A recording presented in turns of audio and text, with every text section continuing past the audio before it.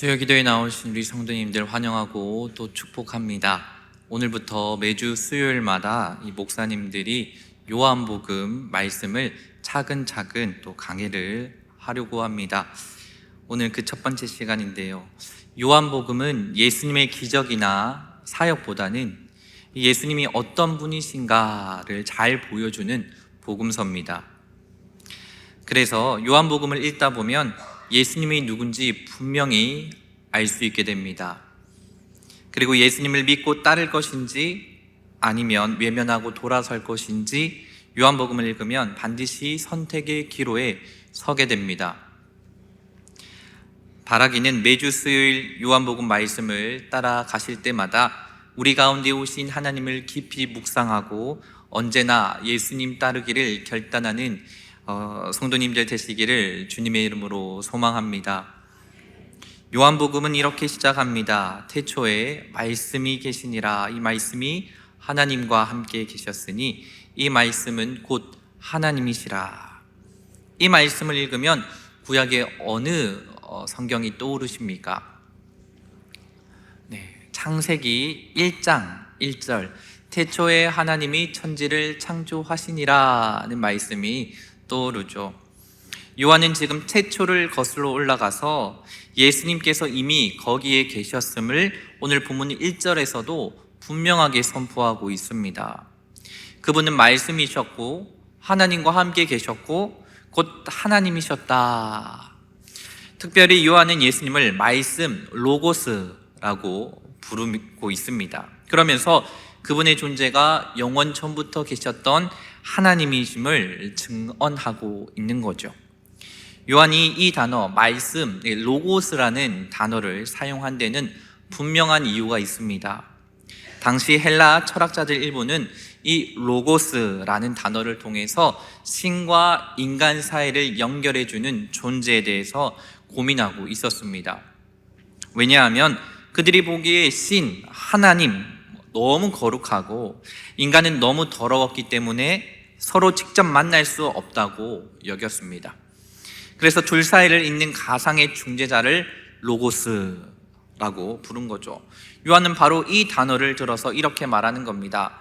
당신들이 말하는 그 이상적인 존재, 로고스, 신과 인간 사이를 잇는 중재자, 그분이 실제로 존재하는 겁니다. 그분이 바로 예수님이십니다. 그분이 하나님이십니다. 사람의 몸을 입고 이 땅에 오셨습니다. 그런데 철학자들은 이 로고스가 누구인지 끝내 이해하지 못하는 거예요. 헬라인들은 신이 육신을 입고 고난을 받을 수 있다는 생각 자체를 하지를 못했고 이해하지를 못했고, 그리고 유대인들은 하나님이 사람이 될 수 없다라고 여겼기 때문이죠. 그러니 예수란 사람이 하나님이시며 그분이 왜 십자가에 달려 돌아가셨는지 계속해서 아무리 말해줘도 믿을 수 없었던 겁니다. 자기 나름대로 생각하고 추측했지만 결국 하나님께 이르지 못했고 복음의 비밀에도 도달할 수가 없었던 거죠. 그도 그럴 것이 하나님은 인간의 지식이나 철학만으로는 결코 이해할 수 있는 분이 아니기 때문입니다. 하나님을 아는 길은 우리가 연구하고 해석해서 얻어지는 것이 아니라 하나님께서 자신을 드러내실 때에만 알 수 있는 겁니다.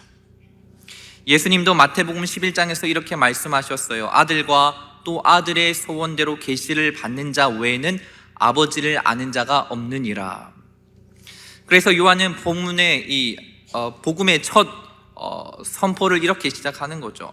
오랜 세월 감추어졌던 하나님의 비밀이 예수 그리스도를 통해서 드러났고 그 비밀 자체도 바로 예수 그리스도시다. 이렇게 요한복음 1절에서 때리고 있는 겁니다. 그런데 그 예수님은 어떤 분이십니까? 3절을 보시면 이렇게 나와 있어요. 만물이 그로 말미암아 지은 바 되었으니 지은 것이 하나도 그가 없이는 된 것이 없느니라.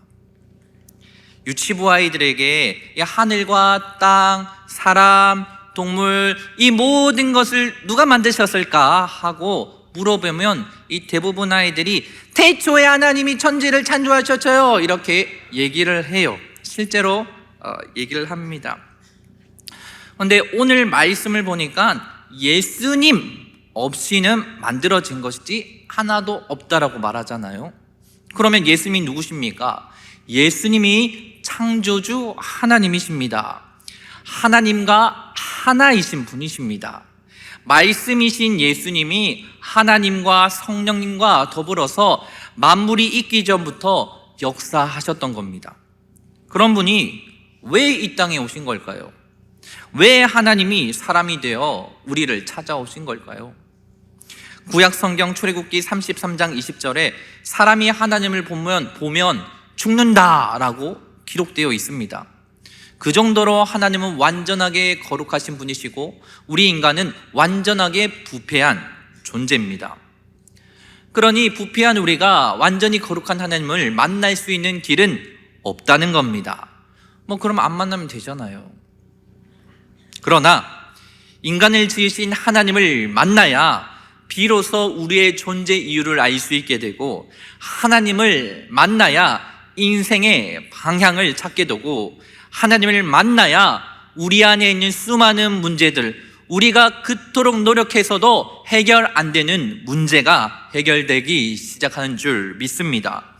그런데 문제는 죄인인 우리가 하나님께 갈 수 있는 길은 애초에 없다는 겁니다.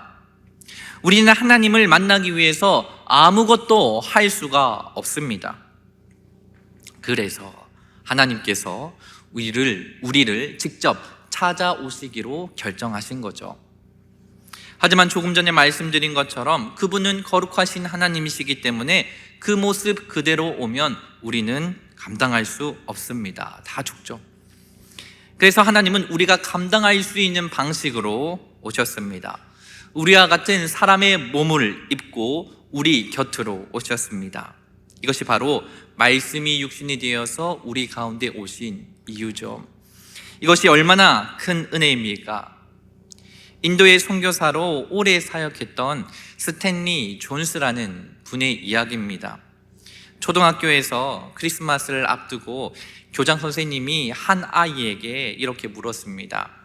이번 크리스마스에 갖고 싶은, 아니면 너의 마음에 소원이 있다면 무엇이니? 라고 물어보았습니다. 그 아이가 잠시 망설이더니 책상 위에 놓인 사진 하나를 가리키면서 이렇게 말했습니다. 저기 있는 내 아버지가 사진 속에서 걸어왔으면 좋겠어요. 오래전 세상을 떠난 아버지의 사진이었습니다. 스탠리 존슨은 이 이야기를 들려주면서 이렇게 얘기를 합니다. 하나님이 사람이 되셨다는 이 성육신은 이 아이의 죽은 아버지가 사진 속에서 걸어 나와서 이 아이와 함께 살아가는 것보다 더 놀라운 일입니다.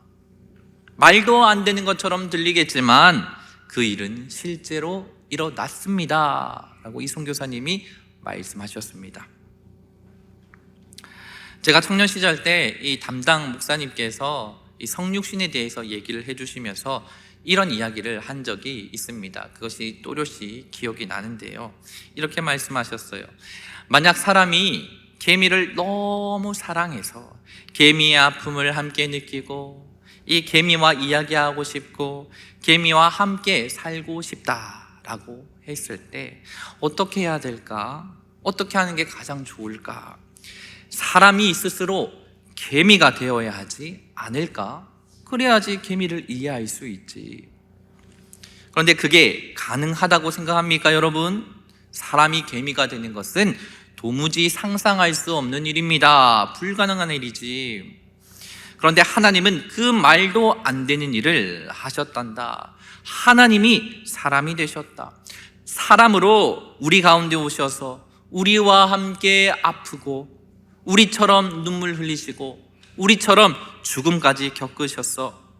사람이 개미를 이해하고 아파하고 공감하고 함께 있고 싶어서 사람이 개미가 된 것 불가능하다고 다 생각하잖아. 그 일을 하나님께서 하신 거란다. 사람이 개미가 되는 것 상상할 수 없는 일이지. 하지만 하나님과 인간 사이의 거리는 그보다 훨씬 더 크고 더 깊고 더 넘을 수 없는 간극이 존재해 있어. 그런데도 하나님은 그 모든 거리를 스스로 넘으셔서 우리를 만나러 오신 거야. 그때 제가 그 이야기를 듣고 하나님의 자녀로 산다는 것이 얼마나 큰 영광인지 그때 새삼 또 깨닫게 되었습니다. 물론 하나님이 사람으로 오신 것을 우리가 온전히 다 이해할 수는 없습니다. 완벽하게 설명할 수도 없습니다. 분명한 것은 하나님께서 우리 가운데 오셨다는 사실입니다. 우리와 같은 육신을 입으셨고 우리와 같은 공강에 계시고 같은 눈물과 아픔을 지나셨다는 겁니다. 여러분, 근데요, 그 하나님이 사람이 되신 것 도무지 있을 수 없는 일인데 그분이 어디서 어떻게 오셨는지 우리가 생각을 하면 더 놀라울 수밖에 없죠. 하나님이신 예수님이 사람의 몸으로 나셨을 때 짐승의 마구간에서 나셨습니다. 하나님이 사람 되어서 태어나셨는데 그 장소가 그 처음 눕게 된 곳이 짐승의 밥통, 냄새나는 구유, 밥통이라고 하니까 밥 냄새가 날 것 같지만 짐승 똥 냄새 나잖아요. 지저분하고 거북한 냄새가 납니다. 아무도 주목하지 않은 자리, 짐승의 냄새와 칠흑과 같은 그 깜깜함만 가득했던 자리, 왜 거기에 오셨습니까? 그곳이 바로 우리가 있어야 할 자리였기 때문입니다.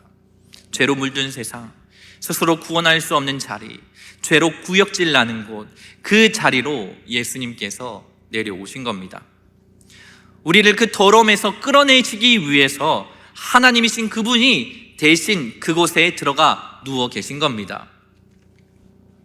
하지만 사람들은 그 빛 대신 예수님을 알아보았습니까? 본문 4절, 5절은 이렇게 말하고 있습니다. 그 안에 생명이 있었으니 이 생명은 사람들의 빛이라. 빛이 어둠에 비치되 어둠이 깨닫지 못하더라. 하나님이신 예수님이 오셨는데도 사람들은 그분을 알아보지 못합니다. 생명과 빛이신 예수님을 모릅니다. 우리는 그 빛을 보고 있습니까? 우리의 마음에 있는 그 생명을 알아보고 있습니까? 알아보고 계시다면 은혜인 줄 믿으시기 바랍니다. 9절입니다. 참빛 곧 세상에 와서 각 사람에게 비추는 빛이 있었나니. 여러분, 각 사람에게 비추는 빛이래요. 누구도 차별하지 않으시고 누구도 예면하지 않으시며 각 사람에게, 바로 우리 각자에게 오시는 빛입니다. 그런데 누구도 외면하지 않는 그분을 세상은 외면하는 겁니다. 10절과 11절 보겠습니다. 그가 세상에 계셨으며 세상은 그로 말미암아 지은 바 되었으되 세상이 그를 알지 못하였고 자기 땅에 오매 자기 백성이 영접하지 아니하였으나 하나님의 백성이라고 불리었던 그 이스라엘 백성도 그를 영접하지 않았습니다. 그런데 감사한 거는 다음 구절이 있다는 겁니다. 우리 요한복음 1장 12절을 다 함께 읽어보겠습니다. 시작. 영접하는 자 곧 그 이름을 믿는 자들에게는 하나님의 자녀가 되는 권세를 주셨으니. 할렐루야. 비록 많은 사람이 그분을 거절했지만 예수님은 자신을 영접하는 자에게 하나님의 자녀가 되는 특권을 허락해 주셨습니다. 빛을 보고 생명을 받아들이면 하나님의 자녀가 되는 겁니다. 그 어떤 자격도 필요 없습니다. 어떤 공로도 필요하지 않습니다. 단 하나, 그 이름을 믿는 자에게, 그분을 영접하는 자에게 하나님의 자녀가 되는 권세를. 그 이름을 믿는다는 건 그분을 단지 아는 것으로 그치는 것이 아니죠. 예수님을 내 주인으로 모시는 겁니다. 구원에 있어서 하나님이 다 하십니다. 다 하나님의 은혜고 다 하나님의 선물입니다.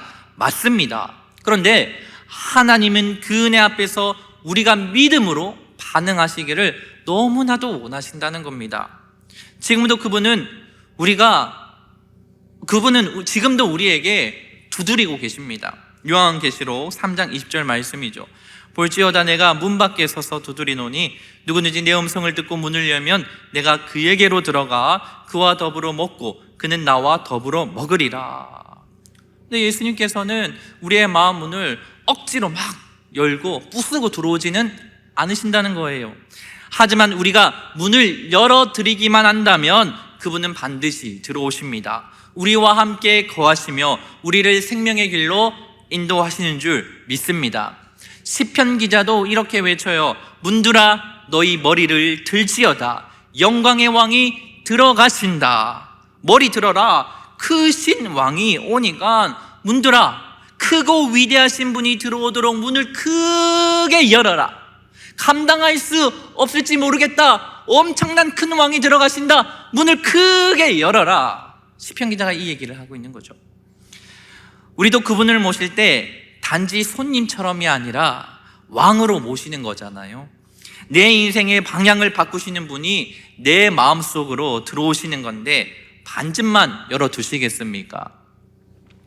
저도 실로암 대학생들이 저희 집에 찾아올 때가 있습니다. 여러 번 찾아오는데 제가 문을 이렇게 반쯤만 열어두고